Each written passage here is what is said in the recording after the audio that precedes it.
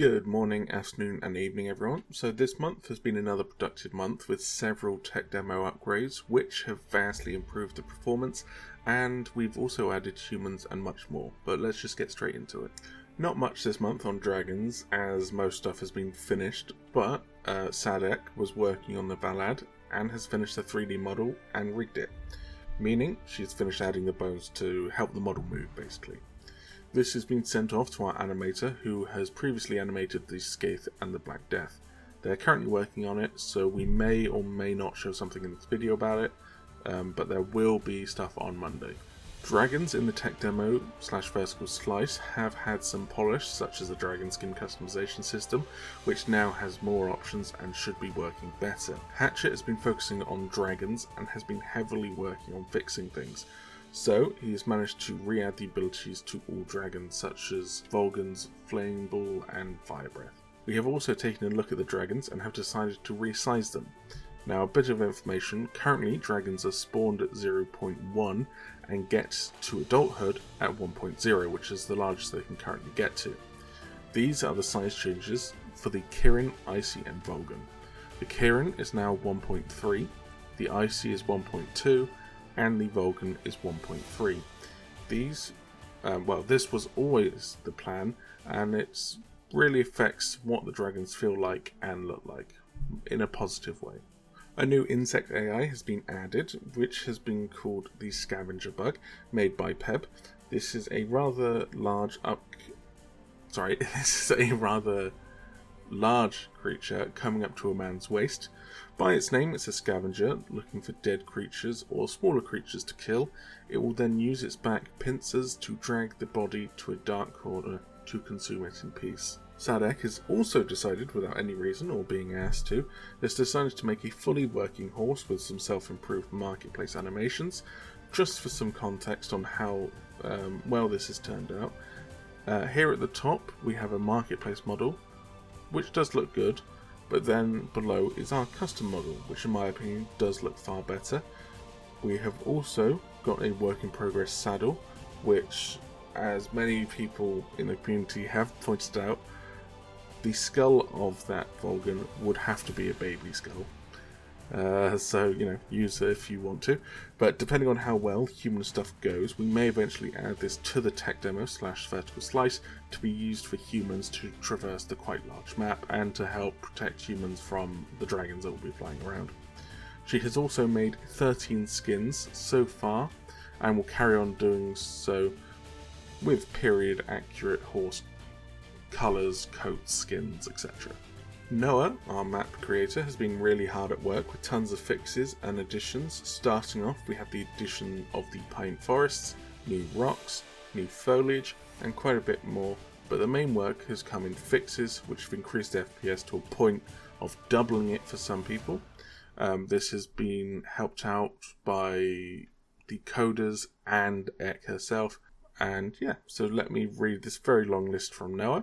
So, cliff collisions have been fixed, fixed rock collisions, marshland no longer has collision, will be enabled again for having to spawn stuff, so might reappear, fixed all errors on the cave texture, fixed some false texture groups and compression settings, deleted the example map, sharpened some textures, set nanite mesh quality from high to low in the manager, placed physics volumes, hooked physics volumes to the rivers, placed the Loki statue in the world, deleted like 1 GB of unused assets, swapped the marshland grass for reeds. The new reeds have seasons now, berries have seasons, mushrooms have seasons, only snow for now, added water ripple fluid controls, small and large, added GMC stuff, lowered some textures that were way too high, weather sounds are more quiet now, some landscape work, some new ponds, multiple terrain collision fixes have been done all around the map.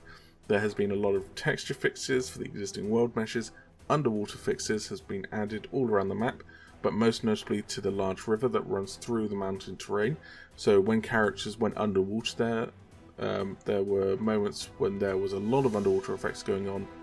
Then there was a lack of water effects depending on the location where the character entered the water. Fucking hell, that's a lot of stuff, but we also made some new loading screens to match the map. However, these are yet to be implemented. There are, I believe, more fixes, but they're over on our Discord, so if you want to go see them, just check dev updates and they should be in there. Humans have been a real focus this month for Fenrir, and he will be working on them in the coming year as well. He has been working on the inventory system, which mostly works but still needs some polish. He has finished the work on the movement system, which we're now quite happy with, allowing him to start on human combat. This will start with punching, followed by sword and shield, spear, and finally working on the bow. Talking about humans, our 3D modeler has been hard at work and has finished the heavy, or almost finished, the heavy iron armor, which has turned out far better than I thought it would. He will be working on the medium iron armor next, which our concept artist is currently working on as shown here. Also shown is a GIF which will show off what customization options will be available in the full game, not in the tech demo release most likely, but who knows, if we get time maybe we could add that. We also decided that the current human model didn't really meet the standards we currently have set. As you can see here, it's a bit weird looking. So we swapped it out with a much higher quality models. These are from the Unreal Engine MetaHumans. So please keep in mind that these images don't show off the quality of what they actually are. But once implemented, they will look far better. But for those that know about MetaHumans, people know they can be a bit laggy. So we're also optimizing them to more fit into the game. Well, basically to allow them to be game ready. So they should be far better, and if it turns out they're not good, then we'll look for other alternatives. Overall though, this month has been fantastic from a developer standpoint and a player standpoint. The Patreon has increased significantly this month, which is helping us out massively, and players have a stable game to play, and to test out of course. So as I talk about stuff, we're just going to show off some player submitted screenshots, and I'll just get on with, this final section. So this is going to be the last update this year, as the next video will be on the 1st of January 2025. But in that video we'll be covering the entire year, along with some behind the scenes stuff, such as how many hours the team has worked on the game, money stuff, current plans, and of course future plans for the game. But today's question, well, we had a human question last time. And then before that, I think it was dragon based, so I did actually have to go away for like 30 minutes to think of a question. But here's an interesting one, and it comes with an image. So here it is. This was drawn by our lead artist, which is quite funny, I thought. But it is lore accurate to our game, and we haven't really shared a lot about our lore because we don't want to spoil it, and it's interesting, and we're still writing it out. But what is your theory about this image, or the game itself, or what do you just hope? So, ending it off as normal, if you want to help support the development of the tech demo, please head over to our Patreon. If you want to help test the tech demo, become Wyvern tier or above, and you will get access. Just please keep in mind, I do it manually, so it can take up to a day to receive the key, but please, please, please do not feel that you have to join the Patreon. Real life does come first. If you want to help out other than the Patreon, just spread the word and join our Discord. Content creators that are interested in getting a key, please contact Clack Knight over on the Discord for more info, which is myself. And we do weekly updates on the Discord every Monday and try to do one stream a week on here every Sunday. But if we don't, then we'll usually do it earlier on in the week. Obviously these will get a bit less as we get closer to Christmas and New Year's time. But thank you so much for the support, it means the world to us, and yeah, please spread the word.